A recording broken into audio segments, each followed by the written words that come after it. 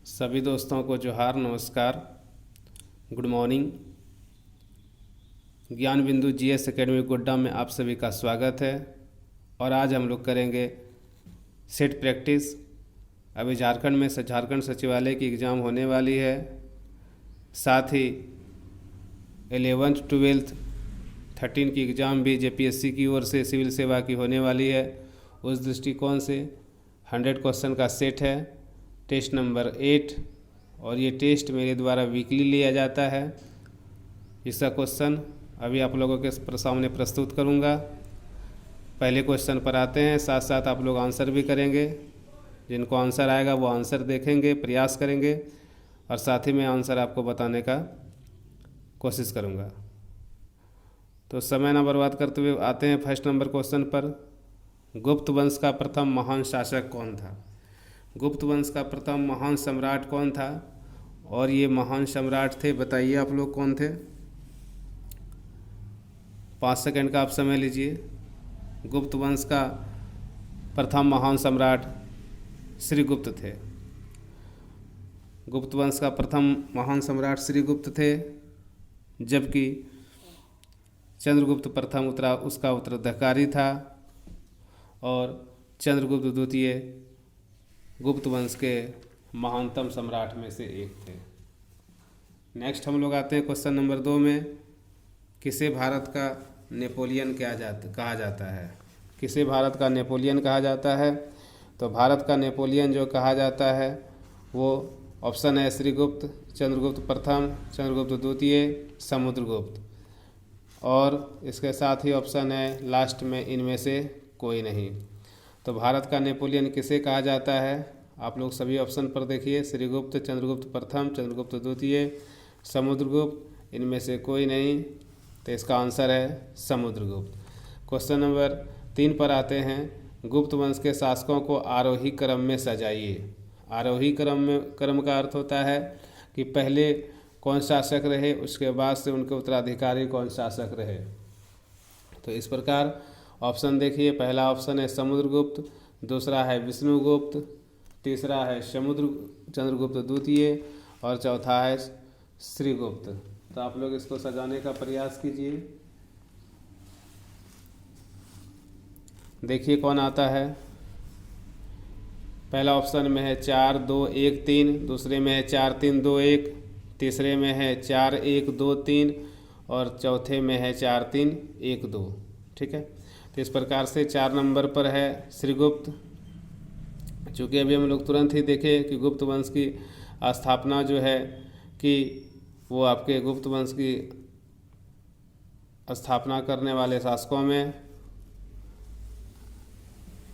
श्रीगुप्त ही इसके संस्थापक थे, इसलिए श्रीगुप्त ही इसके संस्थापक थे, इसलिए श्रीगुप्त से ही आंसर शुरू हो जाएगा। तो इसका आंसर होगा क्वेश्चन नंबर 3 का 1, श्रीगुप्त के बाद विष्णुगुप्त, विष्णुगुप्त के बाद चंद्रगुप्त द्वितीय, और उनके उत्तराधिकारी समुद्रगुप्त। क्वेश्चन नंबर 4 पर आते हैं। चंद्रगुप्त द्वितीय का राजकवि कौन था? तो चंद्रगुप्त द्वितीय का राजकवि में कौन थे और कौन 3 नहीं थे? तो चंद्रगुप्त द्वितीय के 9 रत्नों में 9 महान विद्वान लोग शामिल थे, जिनमें 3 इसमें से है अमर सिंह, धन्वंतरी और छपनक, जबकि साव जो है राजकवि थे। तो चंद्रगुप्त द्वितीय का, जिसे विक्रमादित्य की जिन्होंने उपाधि धारण की थी, साव इनके राजकवि थे। क्वेश्चन नंबर 5 पर आते हैं। श्रीगुप्त का उत्तराधिकारी घटोत्कच का शासनकाल रहा, यानी कि श्रीगुप्त का उत्तराधिकारी घटोत्कच ने गुप्त साम्राज्य पर, गुप्त साम्राज्य की गद्दी पर कितने वंश तक शासन किया? तो ये क्वेश्चन नंबर 5 है, और इसका आंसर है, ऑप्शन देखिए, 30 वर्ष, 40 वर्ष, 50 वर्ष या 25 वर्ष। तो गुप्त वंश, तो श्रीगुप्त के क्वेश्चन नंबर हम आते हैं 5 पर। श्रीगुप्त के उत्तराधिकारी घटोत्कच थे, जिन्होंने शासन किया 40 वर्ष। क्वेश्चन नंबर 6 पर आते हैं। परम भागवत की उपाधि धारण करने वाले प्रथम गुप्त शासक कौन थे? क्वेश्चन रिपीट करते हैं। परम भागवत की उपाधि धारण करने वाले प्रथम गुप्त शासक कौन थे? तो परम भागवत की उपाधि धारण करने वाले जो प्रथम गुप्त शासक थे वो थे समुद्रगुप्त। समुद्रगुप्त को संगीत का प्रेमी का भी कहा जाता है और इन्होंने इनके जो सिक्के चले, सिक्के पर इन्हें बीना बजाते हुए प्रस्तुत किया गया है। समुद्रगुप्त के दरबारी कवि के रूप में अगर हम देखें तो समुद्रगुप्त के दरबारी कवि हरिसेन थे और समुद्रगुप्त ने ही परम भागवत की उपाधि धारण की और समुद्रगुप्त को कवि राज कहा जाता था, कवियों का राजा कहा जाता था। क्वेश्चन नंबर अब 7 पर आते हैं। विक्रमादित्य की उपाधि किसने धारण की? तो विक्रमादित्य की उपाधि किसने धारण की? ऑप्शन जो है क्वेश्चन नंबर 6 का ही है, यानी समुद्रगुप्त, विष्णुगुप्त, चंद्रगुप्त द्वितीय या चंद्रगुप्त प्रथम। तो ऑप्शन को फिर से आप लिख लीजिए कि विक्रमादित्य की उपाधि किसने धारण की? समुद्रगुप्त, विष्णुगुप्त, चंद्रगुप्त द्वितीय या चंद्रगुप्त प्रथम। तो विक्रमादित्य की उपाधि धारण करने वाले जो थे, आप लोग आंसर पहले बताइए, मैं बताता हूँ। इसका आंसर है चंद्रगुप्त द्वितीय। चंद्रगुप्त द्वितीय ने ही विक्रमादित्य की उपाधि धारण की थी। क्वेश्चन नंबर नेक्स्ट पर हम लोग आते हैं। क्वेश्चन नंबर नेक्स्ट है question number 7 Vikramaditya. Question number 8 मिलान करें गुप्तकालीन प्रसिद्ध मंदिर और वो कहाँ स्थान है, वो कहाँ स्थित है? तो विष्णु मंदिर, शिव मंदिर, पार्वती मंदिर और दशावतार मंदिर। तो सबसे पहले आते हैं कि ये सारे मंदिर जो है, इम्पोर्टेंस फैक्ट है कि ये सारे मंदिर गुप्त काल में ही बने थे। और जो विष्णु मंदिर हैं, ये विष्णु मंदिर कहाँ हैं? तो ये विष्णु मंदिर हैं आपके तिगवा में। तिगवा पड़ता है मध्य प्रदेश में। ये विष्णु मंदिर कहाँ है? तिगवा में है, यानी कि ये मिलान सही है। दूसरा है शिव मंदिर। ये जो शिव मंदिर हैं, ये शिव मंदिर कहाँ हैं? तो ये शिव मंदिर हैं, आप लोग बताइए, अंदाज़ा लगाइए ये शिव मंदिर कहाँ है। ठीक है, तो ये शिव मंदिर जो है ये आपका भुमरा में है। ये भी सही है, भुमरा मध्य प्रदेश में पड़ता है और ये भुमरा नागौदा ज़िला में पड़ता है। मध्य प्रदेश के नागौदा के भुमरा स्थान पर जो है शिव मंदिर है और ये शिव मंदिर गुप्तकालीन मंदिर है। तीसरा है पार्वती मंदिर। ये पार्वती मंदिर कहाँ पर स्थित है? ये पार्वती मंदिर जो है ये नैना कुठार मध्य प्रदेश में स्थित है। नैना कुठार, यानी कि 3 का डी होगा। और 4 में दशावतार मंदिर। ये दशावतार मंदिर जो हैं ये हैं देवगढ़ में, उत्तर प्रदेश के देवगढ़ में। उत्तर प्रदेश के देवगढ़ में ये दशावतार मंदिर हैं और ये ललितपुर ज़िला में है। अब हम लोग क्वेश्चन नंबर, यानी कि इसका जो ऑप्शन इसमें विदाउट ऑप्शन है और इसका मतलब है कि विष्णु मंदिर जो है सही मिलान है। 1 का ए, 2 का बी, 3 का डी और 4 का सी। क्वेश्चन नंबर नेक्स्ट पर आते हैं। क्वेश्चन नंबर 9 में गुप्तकालीन भूमि को किस विशेष नाम से जाना जाता था? तो कृषि योग भूमि को किस नाम से जाना जाता था? बसने योग भूमि को किस नाम से जाना जाता था? सील क्या होता था? अप्रहत क्या हो जाता था? तो सबसे पहला कृषि योग भूमि। कृषि योग भूमि को हम लोग कहते हैं क्षेत्र के नाम से इसे जाना जाता था, कृषि भूमि। बसने योग भूमि को वास्तु कहा जाता था। जो बसने योग भूमि हुआ करती थी उस समय उसे वास्तु के नाम से जाना जाता था। जबकि सील जो होते थे, सील वो होता था आपका नहीं जोतने योग्य भूमि, उसे हम लोग सील कहते थे। जबकि अप्रहत जो होते थे वो जंगली भूमि होते थे। ठीक है, तो कृषि योग भूमि को क्षेत्र कहते थे, बसने योग को वास्तु कहते थे, सील भूमि को हम लोग नहीं जोतने योग्य भूमि कहते थे, जबकि अप्रहत जो होती थी वो जंगली भूमि होती थी। क्वेश्चन नंबर आते हैं 10 पर। चंद्रगुप्त द्वितीय का उत्तराधिकारी कौन था? तो ऑप्शन है तो 10 का ए गोविंद गुप्त, बी कुमार गुप्त, सी स्कंद गुप्त और चौथा 2 या 2 से अधिक या 5वां में कोई नहीं। तो हम लोग जानते हैं जैसा कि चंद्रगुप्त द्वितीय का जो उत्तराधिकारी था, चंद्रगुप्त द्वितीय के उत्तराधिकारी कौन थे? तो चंद्रगुप्त द्वितीय का उत्तराधिकारी कुमार गुप्त या स्कंद गुप्त थे। तो इस प्रकार से आंसर जो हो जाएंगे चंद्रगुप्त चंद्रगुप्त प्रथम, चंद्रगुप्त कुमार, इसके चंद्रगुप्त उत्तराधिकारी कुमारगुप्त या स्कंदगुप्त को ही कहा जाता था। इस प्रकार से चंद्रगुप्त द्वितीय का उत्तराधिकारी कौन था? तो इसका आंसर हो जाएगा 2 या 2 से अधिक, option number D. Question number 11 में आते हैं। क्वेश्चन नंबर 11 है, अनुश्रुति के अनुसार चंद्रगुप्त द्वितीय के दरबार में के नवरत्नों में कौन शामिल नहीं थे?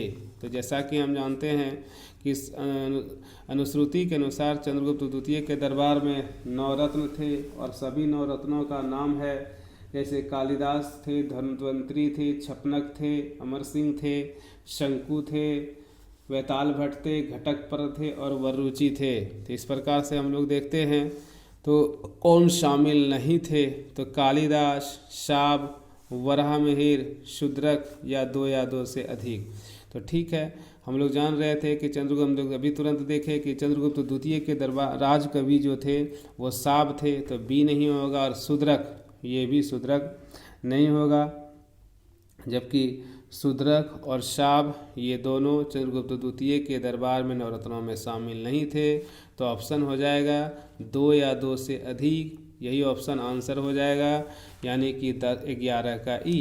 क्वेश्चन नंबर 12 में आते हैं, स्कंदगुप्त किनके उत्तराधिकारी थे? स्कंदगुप्त किनके उत्तराधिकारी थे? तो ऑप्शन है गोविंद गुप्त, श्रीगुप्त, विष्णुगुप्त और चंद्रगुप्त द्वितीय, यानी कि स्कंदगुप्त उत्तराधिकारी थे गोविंद गुप्त के। स्कंदगुप्त किसके उत्तराधिकारी थे? स्कंदगुप्त गोविंद गुप्त के उत्तराधिकारी थे। ठीक है, स्कंदगुप्त किनके उत्तराधिकारी थे?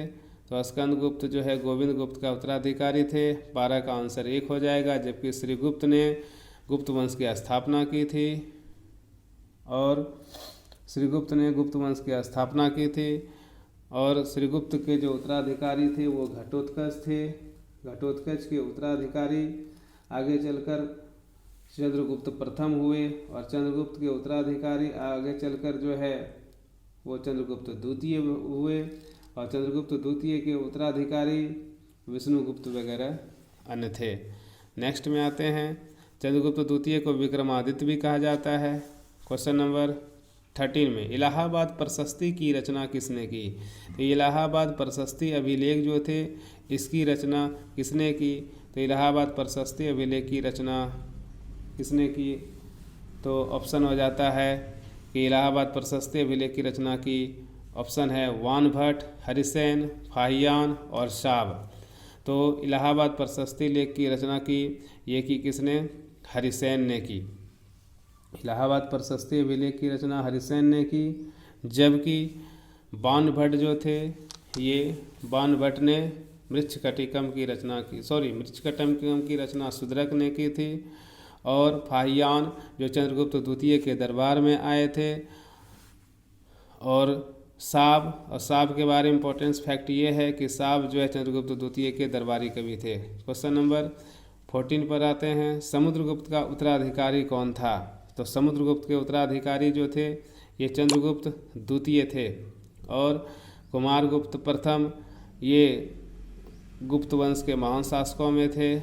स्कंदगुप्त, जैसा कि हम लोग पहले पढ़ चुके हैं कि ये स्कंदगुप्त कुमारगुप्त प्रथम के उत्तराधिकारी हुआ करते थे। इस प्रकार से समुद्रगुप्त का उत्तराधिकारी कौन थे? तो चंद्रगुप्त द्वितीय जो है यही उत्तराधिकारी थे। किसे अश्वमेधकर्ता, विक्रमांक और कविराज भी कहा जाता है? ठीक है, तो चंद्रगुप्त प्रथम ऑप्शन है। क्वेश्चन नंबर 15 फिर से रिपीट किया जाता है कि किसे अश्वमेधकर्ता, यानी जो अश्व को छोड़ देते थे, यज्ञ कराते थे और उस अश्व को जो पकड़ लेते थे और उन्हीं के साथ उसकी जो है युद्ध करनी पड़ती थी, और नहीं पकड़ने के बाद वह क्षेत्र भी महाराजा का हो जाता था, सम्राट का हो जाता था। तो अश्वमेधकर्ता अश्वमेध यज्ञ उसे कहते हैं। विक्रमांक एवं कविराज भी कहा जाता है। तो एक बार समुद्रगुप्त ने जो है ठीक है बाघ का शिकार किया, तब से इसे विक्रमांक भी कहा जाता है, और इसे संगीत प्रेमी थे इसलिए इसे कविराज भी कहा जाता है। इस प्रकार से हम लोग आंसर देखते हैं, आंसर हो जाएगा सी, समुद्रगुप्त। क्वेश्चन नंबर 16 पर आते हैं, भूमध्य रेखा किन किन महाद्वीपों से होकर गुजरती है। ठीक है, तो भूमध्य रेखा, ये ज्योग्राफी का क्वेश्चन है, 10 क्वेश्चन शायद ज्योग्राफी का होगा। 15 क्वेश्चन, भूमध्य रेखा किन किन महाद्वीपों से होकर गुजरती है। तो भूमध्य रेखा की हम लोग 0 डिग्री अक्षांश रेखा कहते हैं। भूमध्य रेखा को ही हम लोग जो है विषुवत रेखा कहते हैं। भूमध्य रेखा को ही इक्वेटर लाइन कहते हैं। भूमध्य रेखा को ही मेडिटेरियन लाइन कहते हैं। भूमध्य रेखा किन किन महाद्वीपों से होकर गुजरती है। तो भूमध्य रेखा की जो गुजरती है, ऑप्शन आप लोग देखिए, दक्षिणी अमेरिका, यूरोप और एशिया। दक्षिण अमेरिका से तो गुजरती है, यूरोप से नहीं गुजरती और एशिया से गुजरती है, यानी कि ये ऑप्शन गलत हो गया यूरोप होने के कारण। बी नंबर पर है Asia, Africa, Australia.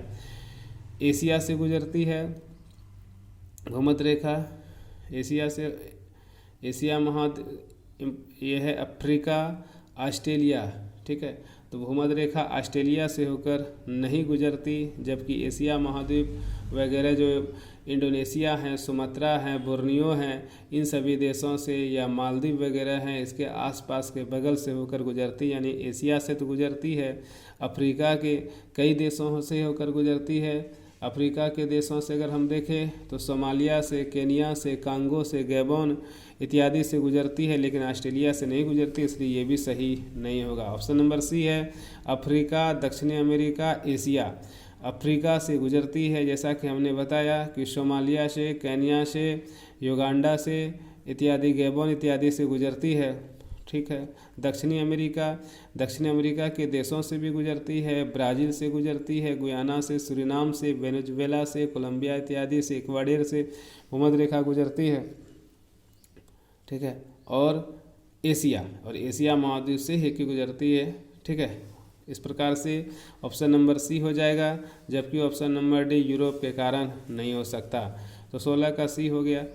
Question number 17 है भूमध्य रेखा कुल कितने देशों से होकर गुजरती है। तो क्वेश्चन नंबर 17 है कि भूमध्य रेखा कुल 13 देशों से होकर गुजरती है। भूमध्य रेखा कुल कितने देशों से होकर गुजरती है। तो भूमध्य रेखा कुल 13 देशों से होकर गुजरती है। क्वेश्चन नंबर 18 पर आते हैं, सौर दिवस की अवधि कितनी होती है। तो सौर दिवस उसे कहते हैं जो सूर्य को स्थिर मानते हुए जब पृथ्वी सूर्य के चारों ओर एक